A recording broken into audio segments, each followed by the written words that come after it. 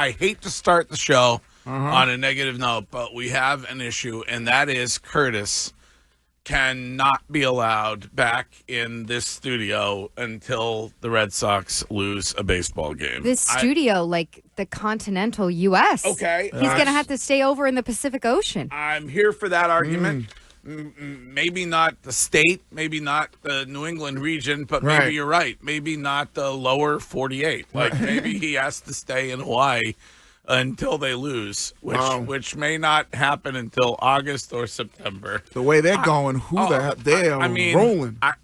He's going to mess with the mojo if he comes definitely. back. And he was the guy who wanted. Well, you were also a guy who wanted Alex Cora fired. I did not so long ago. No, I did. But, I did. He wanted Craig Breslow gone. He wanted John Henry to sell the team. He wanted massive changes to be made over there. What a weekend! This city, by the way, is so different when the Red Sox are winning. It was it was an unbelievable weekend, and I give them credit for part of that. Yeah, they, because I think when you look at, the teams around here, they're the ones with the longest history. And, the diehards, they're out there and, everybody loves going to Fenway, and it's an amazing vibe and just being part of that ballpark and history. How can you not, the way it is right now? Right. Friday night was, to borrow a Courtney word, electric. And the walk-off, which is arguably the most exciting moment in baseball that can ever occur. Saturday, I was there for the Crochet gem. Absolute gem, full gamer from Garrett Crochet, and then yesterday they get it done and complete the sweep. And I mean, they are on a 10-game win streak, right? And that is the first 10-game win streak from this baseball team since 2018, and we all know what happened that season. Well, and what's kind of eerie about that is that happened over July 4th in 2018 too, against the Nats. Like, it really is history repeating itself. And I feel like I had to issue a little bit of a mea culpa because earlier this summer on some show, I was probably the afternoon or the Saturday show with Shime. Morning, Shime. Good morning, Shime. Anyway, on your apology, your mea culpa this morning. I made fun of Alex Cora earlier this summer because he said that all the Red Sox needed was to rip off a 10-game win streak. And I was like, oh, yeah, it's so easy. Those 10-game win streaks that you get every season from Alex Cora's Red Sox. The last time they did it was in 2018, starting with the Nats series in D.C., and now here they are doing it again. So doors open to anything. Maybe the Cora situation is – because we've had this conversation about Cora, like when the team was not playing well, no one blamed Cora.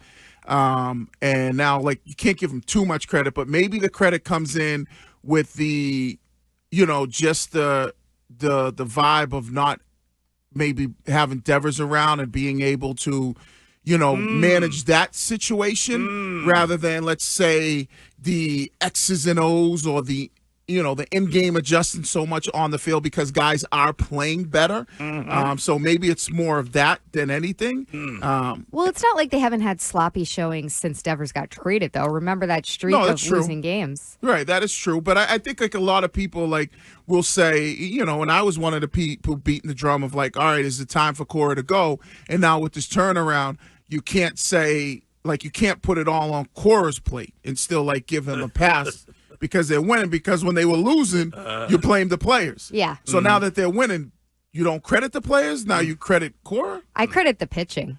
The pitching is what's totally different from this point last year. I mean, Brayan Bello, the resurgence of Brayan Bello is so important for this baseball team. Right.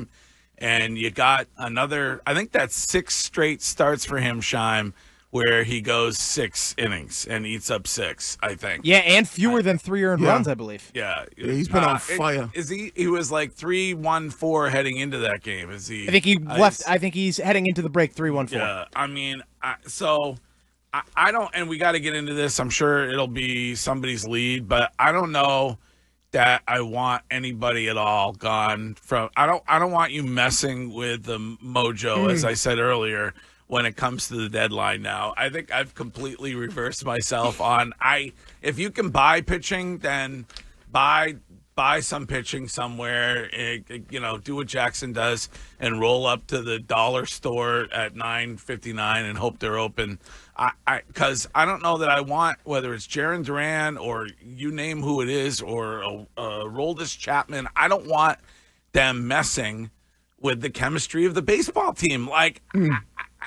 And maybe I'm an idiot, but it's. But you're definitely going to need pitching, especially after the Dobbins situation. Mm-hmm. Yeah. So you're going to need, and you were in the market before the Dobbins situation of looking for another legitimate starter. So I know Giolito and Bello have been doing really well, but you were in the market for another legit starter. So I don't think that changes just because you're playing well and those guys are doing well. Well, yeah, okay, but if you were, whether it was, Craig Breslow alluding to, going out and getting a serious number 2 starting pitcher, I don't know that you need to go out and get a serious number 2 now. I just don't know that you. Why? Because of what you're going to have to part with. You have, Crochet locked down, Yep. zero concerns there. Giolito has been excellent. But can you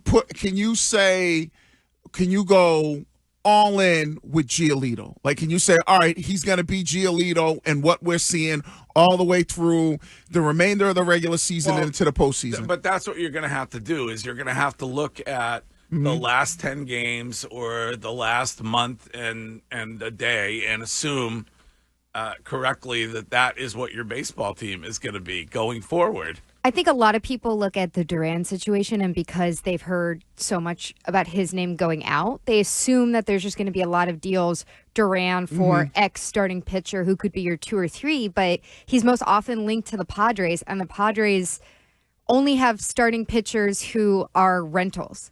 And it's hard to think that the Red Sox front office is going to give up all the control they have of Duran for a rental just for this season. They just don't usually operate that way. So they would need the Padres to go and bring in another team and execute their own trade, even to be attractive enough for Duran. So, I do wonder when you hear Craig Breslow with us last week saying we don't necessarily need to trade an outfielder just because we have all these outfielders and it's a logjam. I wonder if that's him saying, because there's not anything attractive enough for us to give Duran to a team, which I think is a good thing because it means they're not just going to throw out Duran because they have an extra piece.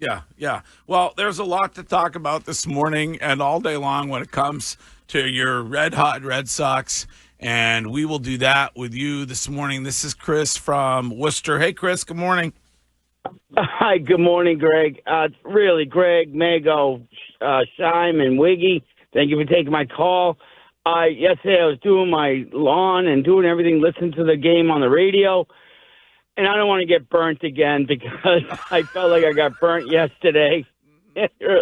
I'm angry eyebrow, Chris Mago. Nice. With the angry eyebrows. Chris and I both have resting bitch face. Oh, really? Yeah. Damn. Yeah, it's an affliction. Do people say that do people say you have resting bitch face? Yes. Really? Okay. Yes. Me too.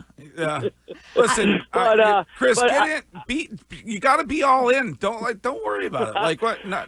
But one thing though. But would you give it the 2 series before the Tampa Bay series? They were crap teams, but Tampa Bay. That's when I started buying in because they swept Tampa Bay. That's why I'm I'm in. Yeah. I'm in again. I'm back in, but I don't want to get burnt. That's all. And I love you guys. You have to be. You have to be back in. How can you not be back in? I think that most people are looking at it, are back in, and I think the biggest question that I think the Red Sox organization has to have, because Mego, you brought this up for a rental, is what is their view on this season? Forget about next season or the year after that. How do they view this season? Do they view this season like they are a legit World Series contender? And if so, would they be cool with a rental, knowing that rental is going to help them ultimately accomplish their goal of winning a championship? And if they believe that, then you roll the dice on a rental, because a rental is great if that rental helps you win a World Series. True. Yeah, if it's Dylan Cease, that makes sense to me. I don't know if they'll think that way though if they have to give up. So you Duran don't believe for that. you don't believe they think that this year they can win a World Series? I don't know if it's about that. I wonder if it's like the old Danny Ainge thing of I'm not going to lose the trade. I'm not going to give up 3 years of control of Duran, who was an all-star last year, to bring in a pitcher who's a rental. Even if it's somebody who is a big name and can maybe push you over the line, where you see how many teams were in the wild card spot that ended up in the World Series over the last several postseasons. Yeah. It's wide open. It is wide. It's not like the NBA where you are basically one of 3 teams who has a real shot there. It is wide open for them. But they might look at it and say, business-wise, we're not just giving up the farm for a rental. I mean, Chapman has to be off the table. Oh, I don't think so. That dude is so good. I mean, he struck out the sides yesterday. Oh, my God. You watch him yesterday, finish that game, and it's like, how can you part with that guy? No. Because I don't think you have anybody to fall back on. At least in the Duran situation, I feel like there are other guys that you can fall back on if you lose. Yeah, Duran. that's the issue. Is there's so many other guys that now you're moving Rafaela up to second base to see if he can work out there just so you can keep all the guys on the field.